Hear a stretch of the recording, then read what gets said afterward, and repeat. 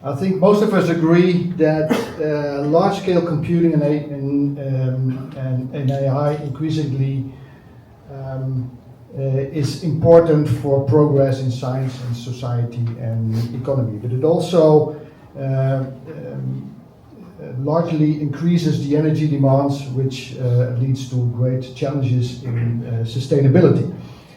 I would like to share with you today our experiences with operating large-scale compute facilities and how we try to be as sustainable as possible over the whole chain from the data center all the way to the application and the user. And I can tell you, this is a hard job. It's not easy being green, as Kermit the Frog says, and I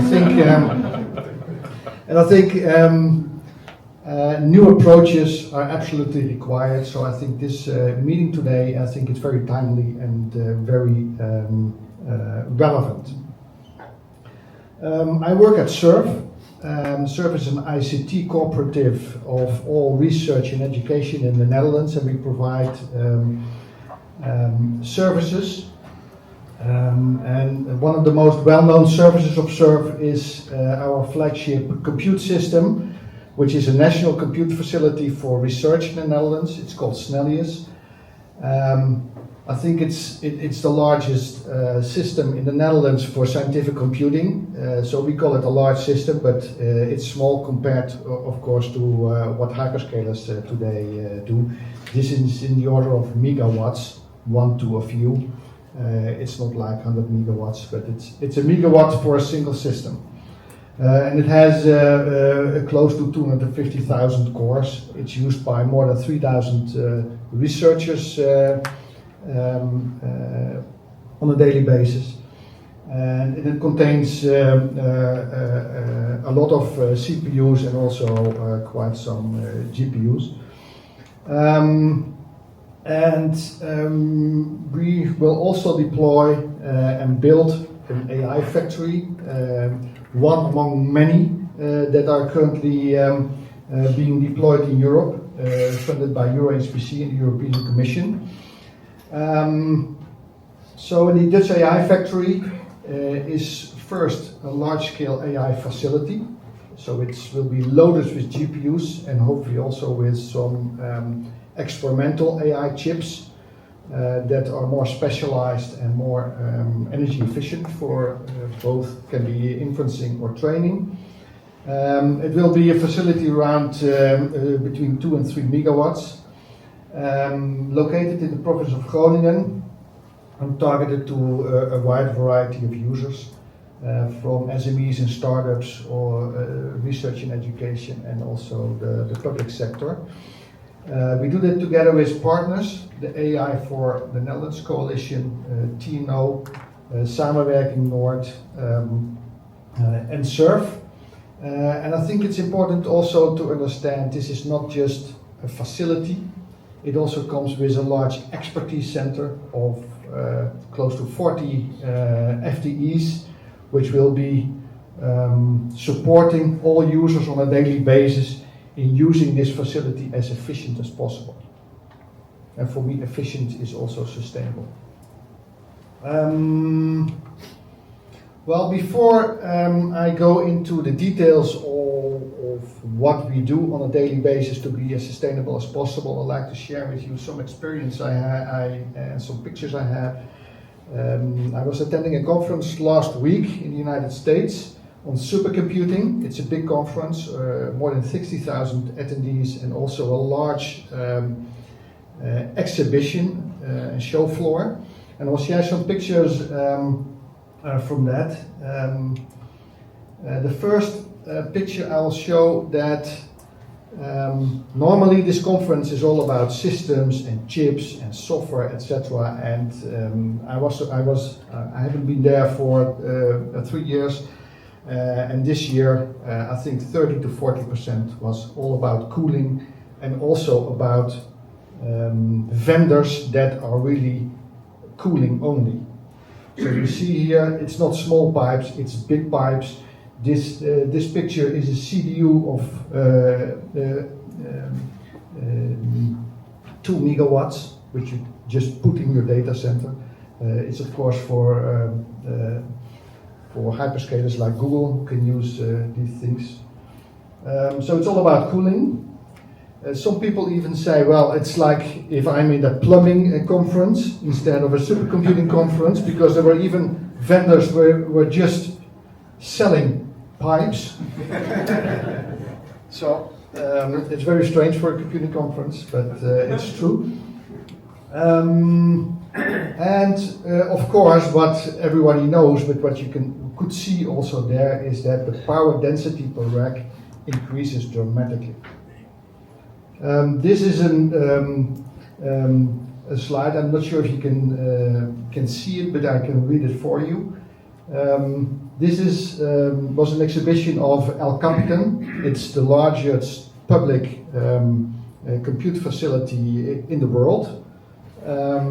It has more than 11 million cores, close to 45,000 GPUs, and it runs at about 35 megawatts. So that's not all that spectacular, but the 35 megawatts are run into only 87 racks. So that's close, on an average, that's 400 kilowatts per rack.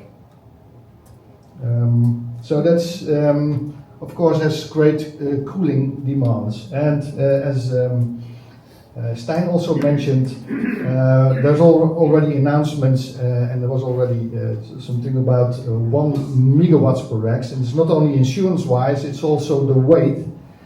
Such a rack weighs more than 3,500 kilos, and also the floor pressure is more than 3,000 kilos per square meter. So this is also not ready yet for a regular data center, or the other way around, regular data centers are not ready for those types of food. So let's now, I think, what we heard before today and what I showed, the trends are clear. Data center energy use is growing rapidly, mainly due to AI. Hyperscalers are building gigawatt facilities.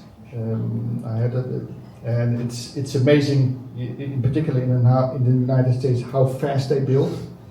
They don't care about energy. They just, they're more concerned about logistic problems in how many racks per hour I can get into my data center. So it's a completely different world than mine, at least. And rack densities are increasing dramatically. So I will share with you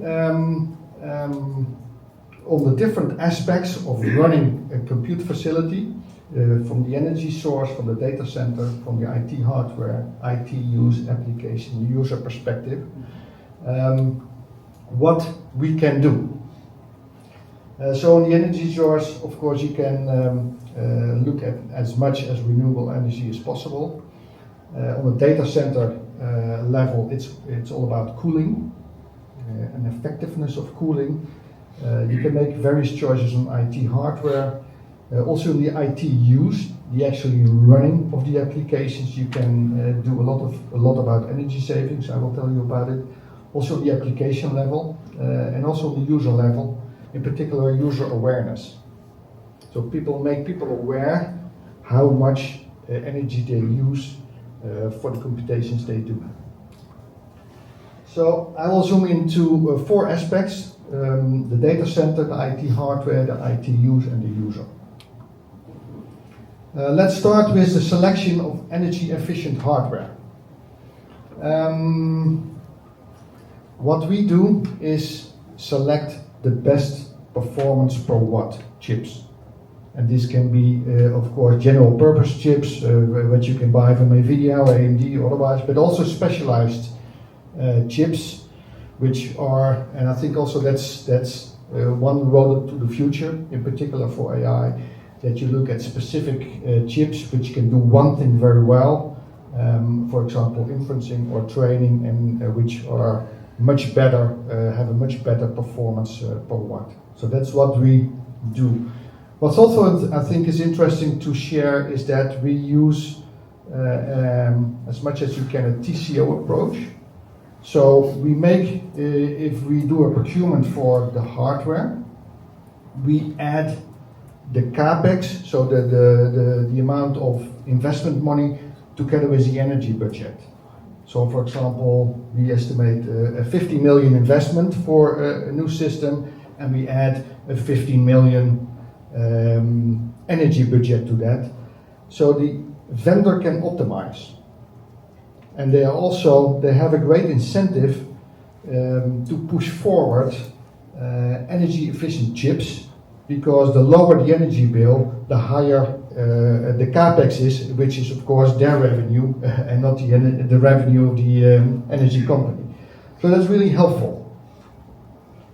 What we also do already for more than 15 years is direct liquid cooling. You can see a picture here. So you have cold plates on the chips, so there's direct liquid cooling on the chips. You don't need any air cooling, and in the most well-designed DLCs, you don't see any fans even running. So they are room neutral, and all the heat is dissipated by water. That's surely possible for compute servers. You see it increasingly be on the market for also network equipment, which of course are not so very hot. And we use rear door heat exchangers if DLC is not possible yet. So you have an airflow through the server, through the rack, but we dissipate all the hot air by water cooling in the rear door of the rack. So we don't only use select DLC servers, we also, and that's for the last 10 years already that we do that, is push the selection of DLC with warm water cooling. And warm water means an inlet temperature of between 32 to 35, and we hopefully even 40 degrees inlet temperature. So the outlet temperature is about, let's say, between 40 and 50 degrees. The advantage of warm water cooling is that you only need to cool down the water for cooling to 32 to 35 degrees. And you can simply do that by free cooling. So cooling with the outside air. So you don't need any energy for cooling. And which results in very low PUE of your data center. We will design the AI factory in Groningen also such that we will, by design, use 100% free cooling. And if, for example, on a very hot day, we are not able to fully cool down, let's say it's 38 degrees outside, and we are not able to cool down to the required inlet temperature, we will not add additional chillers which use energy. We rather reduce the IT load temporarily for these exceptional hot days. So this is also for us a sustainable way to cool our system. Of course, high outlet temperatures of 40 to 50 degrees are also more brings reuse of the heat closer, because 50 degrees has much more value. Water of 50 degrees has much more value than water of 30 degrees, for example. So, of course, this is location dependent.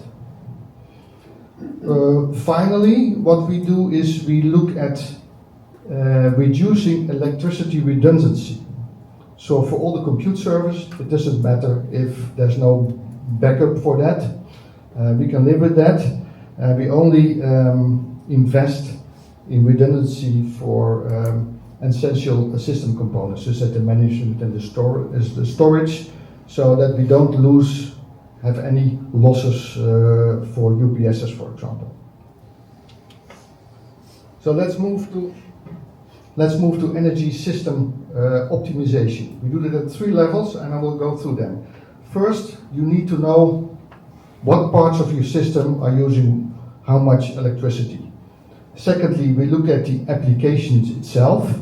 So what is the use of energy per application and how is it related to the performance? And thirdly, we are able to dynamically optimize these applications while running. So this is a graph. I'm not sure if you can read it well, but it simply says for every month, so this is late 2021 to late 2023, every bar is just a month. And the colors depict what part of the system is using how much energy. So this is a Rome GPU, it's an AMD Rome GPU. You see that when orange is introduced in the system, we have new CPUs, Genoa. These are the GPUs. And you see also that the CPUs and GPUs, as expected, use most of the energy. And the network and the management and the storage use relatively little energy. So this learns us also to see if we have to see any strange things. So we monitor this on a daily basis and also know where to act. It doesn't make sense to put a lot of effort in reducing the energy for the network part or for the storage part. Then we looked at the energy use of our users. And what we did is we divided the energy use in 4 quartiles. And what we learned there is that 25% of all the energy of the system is used by only 0.4% of the users. We also saw that 75% of the total energy is only used by 10% of the users. So that then we know what users to look at to see how energy efficient, is there anything to gain on the energy efficiency. So that's really gives really a lot of insight. This is another graph how to show it. These are again quartiles. So this is the major part of the jobs using not a lot of energy. So we calculated that most users use about the same amount of energy as a single dishwasher cycle. But you also see that these are the high demanding jobs, and these are already equivalent to a small sheet metal factory, which they use per year. And I think we are looking, of course, at these users and these applications to see what we can do to optimize those in terms of performance and in terms of energy sustainability.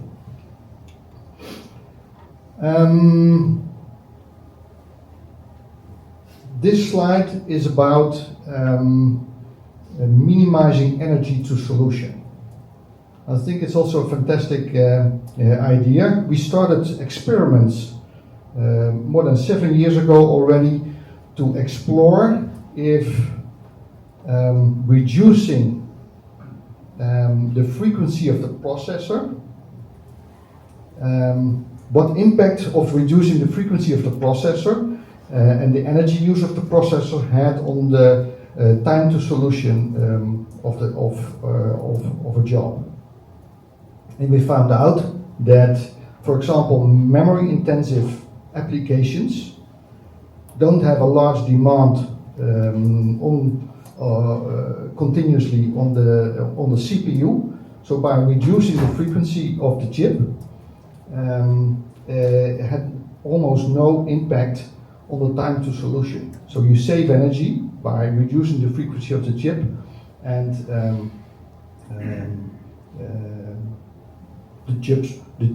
the job runs equally well.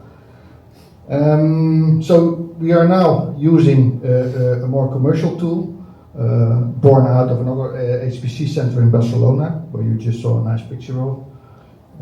So they commercialized it, and what we can now do is this in a dynamic way. So the system automatically reduces the CPU and the GPU frequencies of an application to save energy with, of course, a maximum time penalty. You're not going to reduce it if your job takes too long, but you can say, for example, I accept 20% longer and I save energy in the total job envelope. So maybe this is, I expected a bigger screen, so maybe this is too small, but what is, you can have a look at it in the slides afterwards, but what this graphs illustrate is that for some applications, if you reduce the CPU frequency, you see no real impact on the power, on the energy consumption, but for others, for example this one, you see if you lower the frequency of the job, you see that the energy goes down in this one, so it lowers the energy use of the job, while the wall time, so the time to solution, remains the same. So if you look overall, this is a graph for GPU energy savings.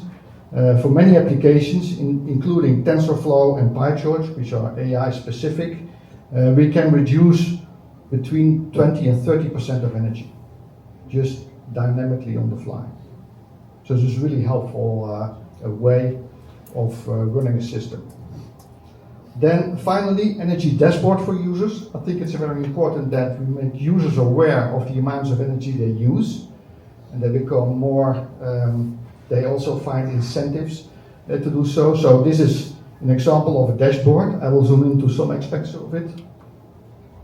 So first, for every job, a user can see how the energy is used over the various components of the system. So this is CPU use, this is GPU use, this is RAM, so memory use, and this is other components of the system. So they learn how this works, and they can also see it over the duration of the job. So in the beginning of the job, this is mostly GPU, and then they will use CPU. And for example, if you see a big spike here, you can look into your code if this has a good reason or not, and if not, you can work on your code to optimize it. They also get a summary for every job, where you can see what was the average efficiency of my job in gigaflops per watt. And for those of you who don't know what a gigaflop is a means of measuring the performance of a system and a job, and a gigaflop is a billion floating point operations per second. So they can see the efficiency, and they can also see if they change the code, if the efficiency changes, and they can also see in total energy in kilowatt hours how much this job costs. And we made also, well, it's not really fun, but we also tried to relate it to the real world and say, okay, your job was having, this is compared to the number of average household over a year, or this is the distance, the average distance you can drive with an electric car, and this is of course a small job, and the area needed for the same amount of energy in solar panels. But I think it's important that people are aware, and also when you're aware, you start to care. For me, no-brainers for today are data centers. We should power our data centers with 100% renewable energy resources. That's one. I think it's possible in the Netherlands. Second, as efficient cooling as possible. So drive towards a low PUE. Try to use as much heat, reuse as much heat as possible to have a high energy reuse factor. And of course, it's not only about efficiency, it's also just reduce the amount of energy you use. And I hope I give you some examples for that. Final slide is about future directions. I think there's still many opportunities for energy reductions. but it requires also a lot of research, and it's not just about technologies. I think there's a great amount to win in applications and algorithms to improve those. I couldn't see all the dots on your on your slide, but I think it was you had the same you shared this conclusion. I think also there's still percentages to win in using AI for data center and energy management. I think there's new energy efficient technologies on the horizon, like specialized AI chips we are testing today already. Quantum, we will have a quantum system in our data center next year, but I think people are very enthusiastic about the low energy consumption, but I think we need to realize that quantum will never replace our compute infrastructure, it will be complementary to it. So, and also neuromorphic and photonic, I think we will hear about today. I think what also you addressed already is it's not only about the data center, it's also about the supply chain. So how sustainable are the production and the manufacturing of chips and all the other components. I think it's also very important. And finally, I think we should be creative. So let's keep on experimenting to break out to our traditional thinking and our traditional tools and ways. I think that is also a very inspiring way forward. Thank you.